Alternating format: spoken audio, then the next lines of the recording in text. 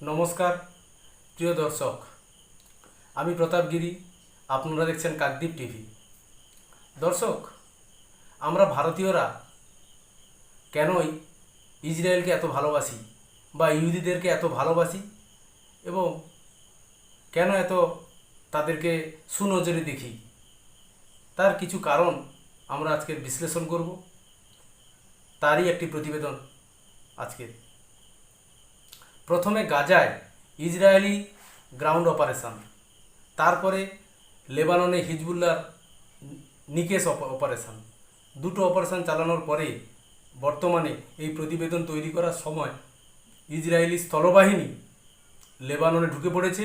তাদের সংক্ষিপ্ত কিছু পিন পয়েন্ট আক্রমণের মধ্য দিয়ে হিজবুল্লাহর যে শেকড়, সেই শেকড়কে উপড়ে ফেলার জন্য তারা গ্রাউন্ড অপারেশন চালাচ্ছে। কিন্তু আমরা ভারতীয়রা কেন এত পরিমাণে ইহুদিদেরকে পছন্দ করে এবং কেন করে, তার কতগুলি সম্ভাব্য কারণ আপনাদের সামনে তুলে ধরছি। ইহুদিরা কখনো রাস্তায় দাঁড়িয়ে চিৎকার চেঁচামেচি করে না বা স্লোগান দেয় না, তারা মুখ দিয়ে কিছু যা বলে তা কিন্তু করে দেখায়।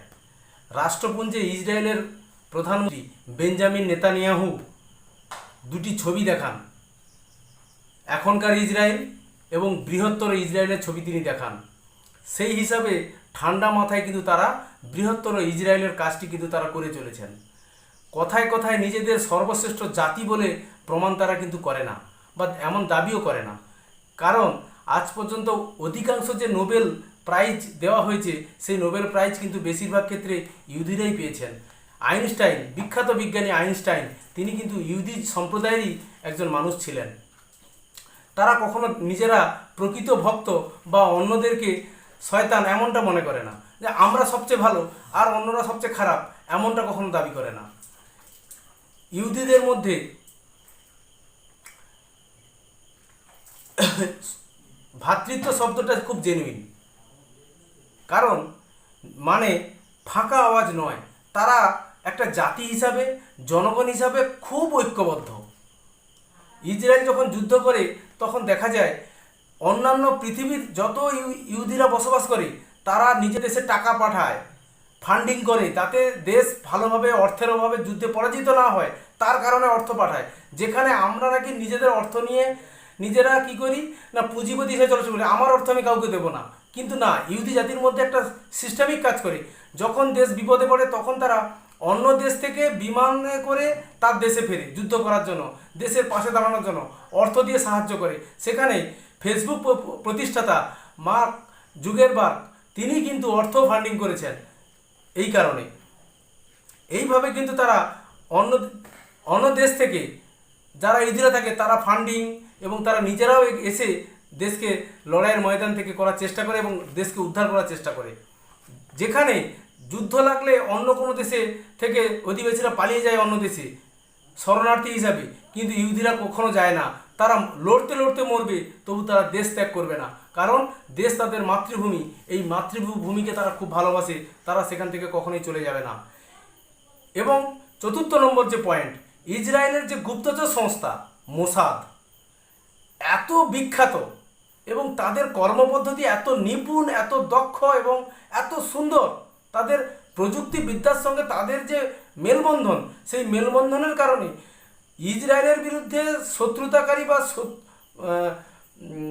কোনোভাবে পরিকল্পনা করা, ইসরায়েলকে আঘাত করা যারা পরিকল্পনা করে, তাদেরকে যেখানে পৃথিবীর যে কোনো জায়গায় গিয়ে তাদেরকে আক্রমণ করে তাদেরকে মেরে ফেলাই হচ্ছে মোসাদের একমাত্র লক্ষ্য। তাই পৃথিবীর অন্তরিক্ষে, স্থলে, জলে, অন্তরিক্ষে যেখানেই তার শত্রু থাকুক না কেন, তাকে তারা নিকেশ করবেই। পঞ্চায়েতের ভেতরে যখন বিশ্বাসঘাতকতা তৈরি হয়, তখন কিন্তু দেশটা দুর্বল হয়ে পড়ে। কারণ একটি দেশের ভেতরের তথ্য যদি কোনো দেশের বাইরে গিয়ে বা দেশের সঙ্গে বিশ্বাসঘাতকতা করে তার তথ্য তুলে ধরে, তখন কিন্তু সেই দেশটি কিন্তু দুর্বল হতে বাধ্য। ইহুদিরা কিন্তু কখনো এটা করে না, কারণ এমন কোনো কিছু শোনা যায়নি যে ইহুদিরা কখনো ক্ষমতার লোভে বা টাকার লোভে নিজের দেশের সার্বভৌমত্বকে অন্যের কাছে প্রকাশ করছে বা বলে বেড়াচ্ছে, এমন কোনো ঘটনা কিন্তু শোনা যায়নি। তাই ইহুদিরা এখান থেকে কিন্তু খুব শক্তিশালী, নিজেদের বিরুদ্ধে কখনো কোনোদিন কাজ করে না। ষষ্ঠ নম্বর পয়েন্ট, এটা খুব গুরুত্বপূর্ণ দর্শক, ইসরায়েল এমন একটি দেশ যে তাদের জনগণের রা খুব সুশৃঙ্খল এবং দেশভক্তির অন্যান্য নজির তাদের মধ্যে রয়েছে। কি নারী, কি পুরুষ, কি শিশু, সবাই এক মেলবন্ধন আছে, সবটাই তাদের দেশ। এই দেশকে রক্ষা করা তাদের একটা পবিত্র কাজ, এটা হিসেবে তারা মনে করে। প্রত্যেক নাগরিককে অবশ্যই বাধ্যতামূলক মিলিটারি ট্রেনিং নিতে হবে। পুরুষদের জন্য 3 বছর সৈন্যবাহিনী ট্রেনিং অবশ্যই নিতে হবে, মহিলাদেরকে অবশ্যই 2 বছর ট্রেনিং নিতে হবে। কারণ ইসরায়েল জানে যে তাদের দেশ যেখানে অবস্থান করছে চারিধারে রয়েছে কারা না, মুসলিম কান্ট্রি, আরব দেশ, যারা কখনোই ইসরায়েলকে ভালো চোখে দেখে না। সকল সময়ের জন্য ইসরায়েল উচ্ছন্নে যাক, ইসরায়েলের ক্ষতি হোক, এমন তারা কিন্তু চেয়ে বেড়ায়। কিন্তু ইসরায়েল এখানে জানে যে কিভাবে নিজেদেরকে ঐক্যবদ্ধ করে সকল অধিবাসী, ভাবুন একটা দেশের সকল অধিবাসী মিলিটারি ট্রেনিং প্রাপ্ত, প্রত্যেকে প্রয়োজনে বন্দুক ধরতে পারে এবং শত্রুদের উদ্দেশ্যে গুলি ছুটতে পারে, দেশের জন্য আত্মবলিদান দিতে পারে। এমন একটা জাতি ভাবা যায়? কতটা সুশৃঙ্খল থাকলে এটা হয়। আমরা যেখানে অন্য দেশে দেখি যুদ্ধ লাগলে পালিয়ে যায়, দেশকে বাঁচানোর পরিবর্তে দেশ ত্যাগ করা তারা শ্রেয় মনে করে, সেখানে ইসরায়েলে কিন্তু দেশে ফিরে আসে, এক অনন্য নজির গড়ে, তারা কিন্তু চলে যায় না। এখানে সভাপতি উল্লেখ্য, যিনি প্রধানমন্ত্রী বর্তমানে ইসরায়েলের, বেঞ্জামিন নেতানিয়াহু, তিনি কিন্তু একজন কমান্ডো। তার সেনাবাহিনী ডিউটি করার পরে তিনি কিন্তু রাজনীতি ফিরেছেন। কিন্তু আমাদের দেশে অন্যরকম, বা অন্য দেশে দেখা যায় যারা অরাজনৈতিক ব্যক্তিত্ব বা সেনাবাহিনীর ব্যক্তিত্ব নয়, এমন ব্যক্তিরাই কিন্তু রাজনীতি করছেন। কিন্তু ইসরায়েলে সমস্ত ব্যক্তিরা ট্রেনিং প্রাপ্ত, তারা সেনাবাহিনীতে একসময় কাজ করেছেন, এখন তারা দেশের দায়িত্ব পালন করছেন। তাই দেশকে শক্তিশালী করা তাদের প্রধান দায়িত্ব। শুধু সেনাবাহিনী দিয়ে নয়, প্রযুক্তিবিদ্যার দিক থেকেও ইসরায়েল প্রচণ্ড উন্নত, অ্যাডভান্স।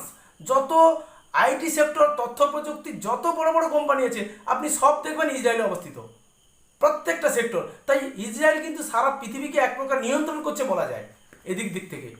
ইহুদিরা পড়াশোনা করে, তারা কিন্তু গণিত বিজ্ঞান নিয়ে প্রচণ্ড, তারা কিন্তু ওই আজগুবি গল্প শোনে না।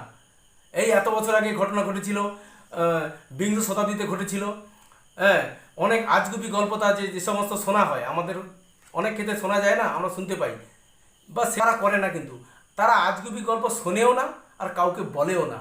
তারা বিজ্ঞান নিয়ে আলোচনা করে, পড়াশোনা করতে ব্যস্ত থাকে, উন্নত হওয়ার চেষ্টা করে, নতুন নতুন প্রযুক্তিবিদ্যা উদ্ভাবন করে। তাই তো সমস্ত বেশিরভাগ নোবেল তো পেয়েছে ইহুদিরা। আজকের এই ফেসবুক যারা ব্যবহার করছি, সে তো মার্ক জুকারবার্গের প্রতিষ্ঠাতা, তিনি তো একজন ইহুদি। আইনস্টাইন একজন বিখ্যাত বিজ্ঞানী, তিনি তো একজন ইহুদি। তবে তারা কঠোর মনোনিবেশ করে কিন্তু পড়াশোনা করেছে, তার পড়াশোনার ভিত্তিতে কিন্তু আজকে তৈরি হয়েছে।